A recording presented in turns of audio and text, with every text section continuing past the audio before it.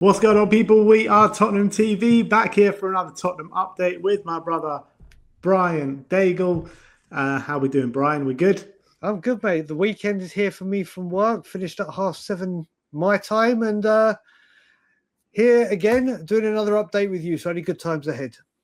Yeah, we'll see about that towards the end of the update. But let's start off with a confirmed deal. Alejo Veliz has left the club finally. I couldn't even believe he was still here, but the deal has been done. Spurs have officially confirmed permanent sale of Alejo Veliz. He will join Brazilian side Bahia on July the 1st. Got about 8 million for him. First bit of money that we've brought in this window. But yeah, I mean, I completely forgot he even played for Spurs, to be honest. The news is devastating, isn't it? It's like, my God, what a way. How are we going to mourn such a brilliant purchase that we all knew was never going to work out? Look, wish him all the best in his future. It was never going to work for him. He was fighting. He lost the fight before he even got in the ring. Just wish him all the best in his career. And I'm sure there's a sell-on fee if he does well. So let's just hope for that. But the most pointless transfer in recent time. Yeah, it's an interesting one with Alejo Veliz, because I thought at times, he looked like he had something about him, but then, yeah, he got that injury and never got back into the side, and then we sent him on loan, and then he was never going to get back in. That's the reality. Yeah. You look at it as well, though, Ben. We couldn't get Solanke and Richarlison opportunities to score, and this guy was a powerful force that would thrive on balls in the box. What would he have done apart from hold the ball up for players that wouldn't be there to support him? Yeah, true. Well, we wish him the best of success, Alejo Veliz. Next up, let's talk about the Mateus Fernandes situation, because things seem to be heating up right now between Tottenham and Manchester United. Matty Moretto tweeted this morning saying that Man United are back in the chase for Mateus Fernandes. In the last few hours, there have been new contacts with the player. Man United are willing to improve their contractual offer to convince him to sign. Man United also plan to hold direct talks with West Ham. Tottenham remains in the race and pressed hard in recent days, but now United are trying to get ahead. Florian Plettenberg saying that Man United are now determined to sign Mateus Fernandes and not giving up despite strong competition from Tottenham. Personal terms not an issue. Negotiations ongoing. Paul O'Keefe saying that there's no agreement with either Tottenham or Man United for Fernandes right now. They're really simply, however, Mateus Fernandes camp holds all the power. He'll sign for whoever bids the highest. He'll go to either club. Nothing in advance at this stage. Tottenham having an agreement is fake news. West Ham don't care where he goes. They just want the highest amount possible. Player would join either club. I think he's holding out to see if any other club come into the negotiations as well. And the West Ham ITA Claret and Hughes say that Spurs have agreed personal terms with Fernandes, edging United in the race. West Ham have made their price clear, 80 to 85 million pounds. Attempts to sign him for around 70 million have not been met with rejection. They've just been met with complete silence. Look, what worries me is the Plettenberg and Moretto updates. We heard over the last couple of days that Spurs are willing to blow Manchester United out of the water. Spurs are willing to put the money down, this, that. Well, we've had no evidence that Spurs have put the money down. And now you're hearing that Manchester United are ready to put that kind of money down. And there's no surprise to me that this news is coming out the morning after Manuel Ugarte gets an injury, like basically a year-long injury. It feels like the Eze situation all over again. Havertz gets that injury. Arsenal pushed the button on Eze. Ugarte gets the injury. Manchester United go very hard for Fernandes. Yeah, I mean, first of all, I want to go back to the days where we found out Jurgen Klinsmann had signed for Spurs, and it was just out of the blue, bolt out of the blue. None of these ITKs and the wars that go on. It was just like, oh my God, look at that signing. As for you mentioned the Ugarte and Eze thing, it's got a very, very sickening kind of feel to it, doesn't it? But now we will see if Manchester United now get a big injury and go, right, we need him desperately, bang, there's the money, let's just get this deal done. It will show Spurs' lack of urgency to get a player done that is clearly wanted by both clubs when we had the advantage. It's a big worry. It's a big worry. I've said from the start, I think 85 million, 80 million, even 70 for a now championship team, no matter how good this player is a ridiculous amount of money. ridiculous. But it's a player we're obviously very, very keen on. It's a player that I enjoy watching. I think he's got something about him. But now with this injury, if Man U comes and swoop in, it's not going to look good on the club. It's not going to look good on the boys up top. It's going to put some fear in the fans, a lot of fear, and go, told you so, blah, blah, blah. So I've actually got to the point now, I just want a resolution to it. If it gets done to United, okay, Spurs, you've lost this one. Now go and sign some player X and don't mess about. Just get it done like these other clubs do.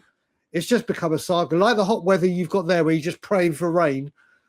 Just get this over with. Either way, we've been here before. Yeah, because look, if it doesn't come to us, he doesn't come to us and we move on to the next target. You know, we got to move down the list and keep the train rolling, as it were. Mm-hmm.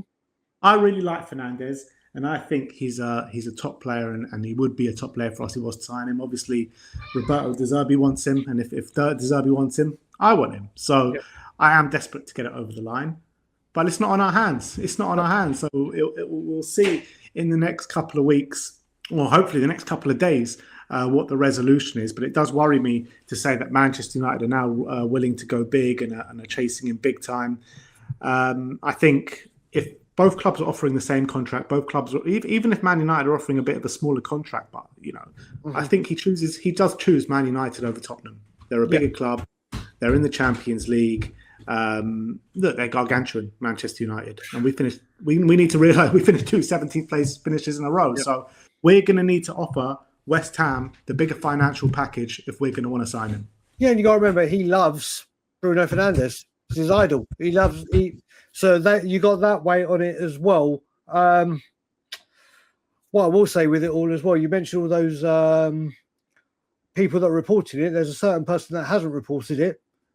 So as he hasn't, I'm calm until Ornstein. Like I said, I think we can both say I've never seen it this like what we've had in the only 2 weeks of the window. The contradictory reports, the wars, the unrest. It's Twitter is a landmine that's just exploded everywhere. So we'll see what happens. But like I said, until no Ornstein, no news for me. We'll see what happens. But I don't like the direction that the wind is blowing today. That's true. Moving on, let's talk about Destiny Udogie. A few reports on him over the last 24 hours. Alfredo Padula has said that Tottenham have already rejected top bids for Destiny Udogie in this transfer window. And Romano says that De Zerbi considers Udogie as a very key player for the long-term project, and there is no chance of a summer exit. Look, I'm happy that Spurs, because there is a temptation to maybe accept a top bid with his injury record that he's had over the last couple of years. I believe in his ability. I think he's a top left back or will be a top left back. We just need to get him over these injury problems, and then we actually do have a top left back here. But I wonder what these kind of bids were, to be honest. Yeah, I mean, with Destiny, I'm with you. I think when he's firing, he's a handful and he's got all the potential in the world. It's just a case of he cannot get a consistent run in the football club. And what else is concerning is obviously there was the Spencer links as well, wasn't there? So obviously there's Robertson, Porro, and we've got greater depth at left back. But Destiny, if we can get him fit for a consistent amount of time, I think he's a massive asset for this football club.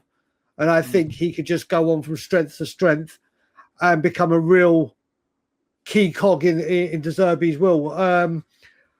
Like I said, if we can't keep him fit, he's got to go. But then who's going to buy a semi-croc player and what value will he hold? But we shall see. Like I said, I don't know what offer is acceptable for him. But like you and I think, when he's fit and when he's firing, he is a real handful. Yeah, it's interesting to think, like, we've got him and Robertson now. I was speaking to him a few weeks ago. He thinks that Robertson is going to be number one over Destiny, but I'm thinking no chance. Surely Destiny's number one over Robertson at left back. Yeah, you'd think so. I mean, the one thing we know Robertson gives us is delivery. Like, Destiny can get forward, and if you had to say who do you trust in the 90th minute of an NLD to provide a cross that is just destined for the striker to be able to get you choosing Andy Robertson every single time, aren't you? Without a doubt, him and Porro on those flanks. So I can see it that way.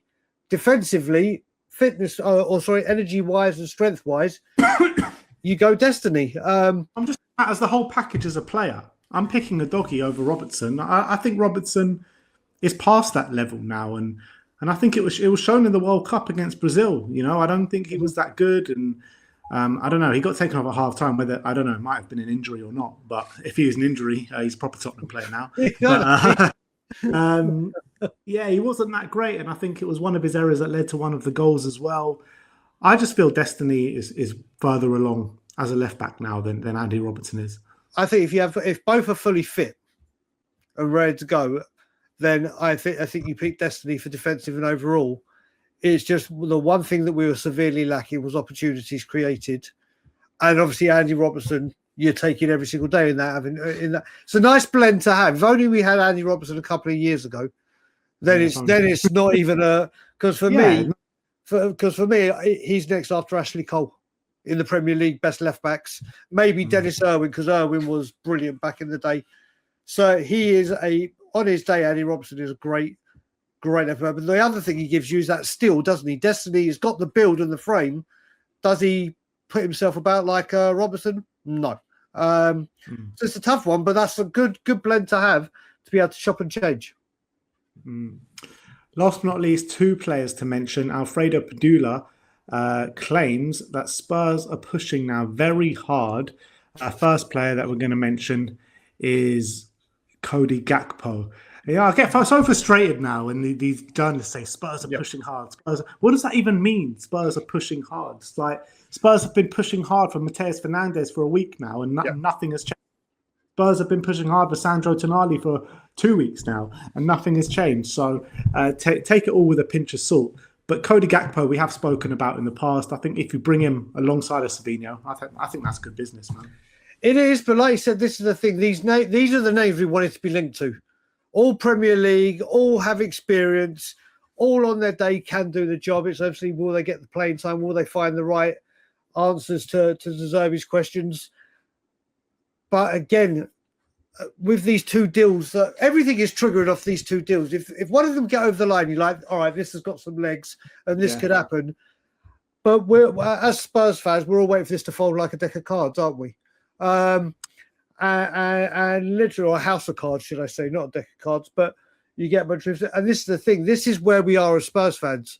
You hear these links and we hear the buzzwords and phrases that I live for, and we're just like, oh, here we go again. Pushing, edging closer, concrete talks, registered interest, you name it. I could go on with a catalogue. Gakpo, look, he's night and day better than anything we've got, isn't he? Up top. A bigger goal threat. But it's wait and see. Yeah. I think, look, he's a frustrating player. He's not exactly, world class or anything like that. Definitely a level below, but he's a proven goal contribution. Yep. He's proven goal contribution. So as well as Savinho, he's got the high ceiling and all that. He doesn't have the proven goal contributions that Gakpo has. So I think if you bring in both of them, I think it's a nice little blend, like you mentioned with the Robertson and the Udogie. Yeah, exactly that. Exactly. The only thing that I don't think they've got either is the crossing ability, which would go back to Robertson, which is what he could be supplying them. So, but look, if someone said to me right now, the only striker we're getting is Cody Gakpo, do you stick or twist? I'm taking Cody Gakpo. I do think if Gakpo is the only winger we sign, I think that's very underwhelming. I think it needs to come with another. And the other player that he says that we're making a strong push for is Omar Marmoush. Again, we've spoken about it a bit over the last couple of days here on the channel. He's one that I'd love to bring to the club, and he's got to be one of the number one targets, I think, in the forward line if Man City are looking to get rid of. 27 years of age, prime years of his career. He's not getting a look in at Man City because they do have Erling Haaland, obviously, and he's nowhere near Erling Haaland, but I think if he came to Spurs, he'd be the main man in the number 9 position, and I think he would thrive here. I really do. I would give up every single pursuit of Savinho and put all my attention, all the money, all the wage, whatever, behind this man. I think this man is electric.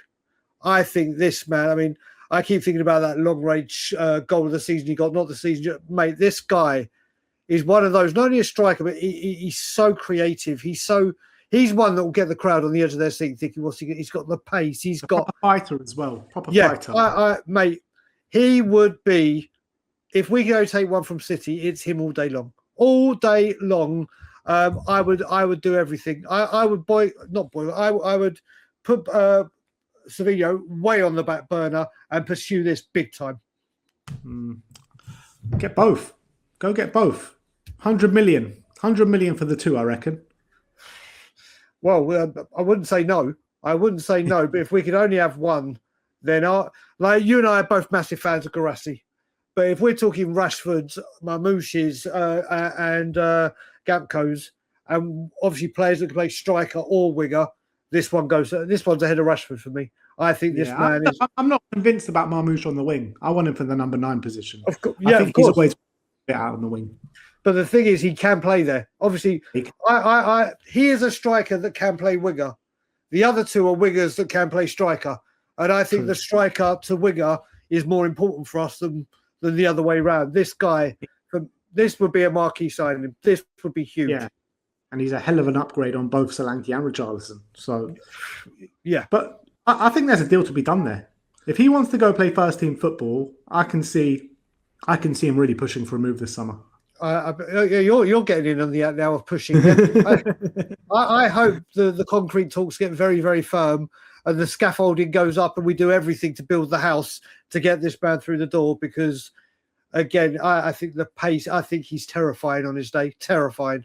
But look, that is all the news that we have to you. I'm off to watch England tonight, so I'm not sure how many updates will come. Maybe there'll be a bomber. If not, I'll try. If there is one, I'll try and get an update out before I make my way to Box Park. But there will be content coming from Box Park for you guys as well. So come on, England. Big up to Brian for coming on today. Go and subscribe to Top on Tour as well. And yeah, let us know your thoughts in the comment section below. Like, subscribe, and comment. And as always, come on, you Spurs.